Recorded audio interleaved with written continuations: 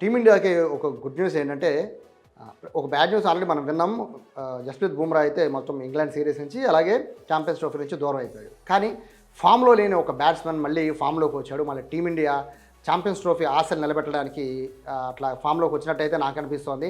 రంజీల్లో కానీ, సయ్యద్ ముస్తక్ అలీ ట్రోఫీలో కానీ, లేదా లోకల్గా జరుగుతున్న ఇంకొక టోర్నీల్లో కానీ అద్భుతమైన బ్యాటింగ్ పర్ఫార్మెన్స్. అద్భుతం అంటే 88 స్ట్రైక్ రేట్తో దాదాపుగా 100 రన్స్ 2024లో తనని ఎప్పుడైతే బాగా ఆడుతున్నా కూడా పక్కన పెట్టేశారో అలాంటి బ్యాట్స్మెన్ కసితో ఆడితే ఎలా ఉంటుంది అనేది నిరూపించడానికి మళ్ళీ టీమిండియాలోకి గ్రాండ్ ఎంట్రీ ఇవ్వడానికి మనకి శ్రేయాస్ అయ్యర్ ఒక అద్భుతమైన పర్ఫార్మెన్స్, అద్భుతమైన నాక్స్ మొత్తం అందరిని ఆకట్టుకుంటూ ఛాంపియన్స్ ట్రోఫీలోకి అడుగు పెట్టబోతున్నాడు. ఇప్పటికే మన బ్యాటింగ్ ఆర్డర్ చూసాం కదా.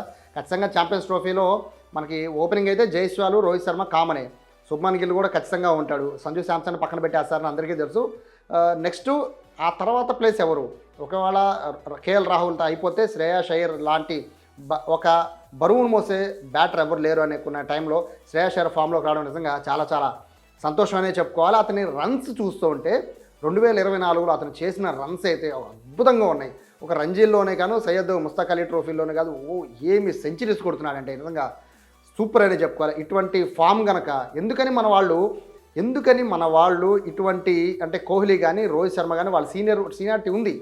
బట్ ఎందుకని వీళ్ళెవరూ కూడా ఇలా డొమెస్టిక్ మ్యాచెస్ ఆడట్లేదు అనేది ఈ అయ్యర్ని చూశాక మన అందరికీ అర్థమవుతుంది. ఫామ్లో లేకపోతే ఇటువంటి టోర్నీలు ఆడితే మంచి ఆత్మవిశ్వాసం వస్తుంది. కాబట్టి మొత్తం బీసీసీఐ కూడా దీనిపైన ఆలోచించాలి. కోహ్లీ అని కాదు, రోహిత్ శర్మ అని కాదు, వీళ్ళ సీనియారిటీ ఉండే ఉపయోగం ఉంటుంది.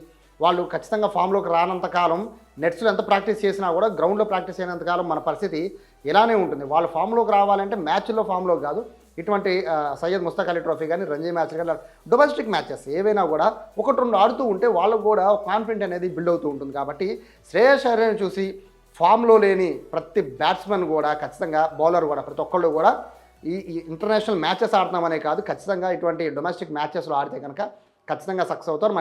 మన టీమిండియా గుడ్ న్యూస్ ఏంటంటే శ్రేయాస్ అయ్యర్ ఫామ్లోకి వచ్చాడు. ఇక సో రిషబ్ పంత్ వన్డేల్లో వర్స్ట్ రికార్డ్ రిషబ్ పంత్ ఉంది.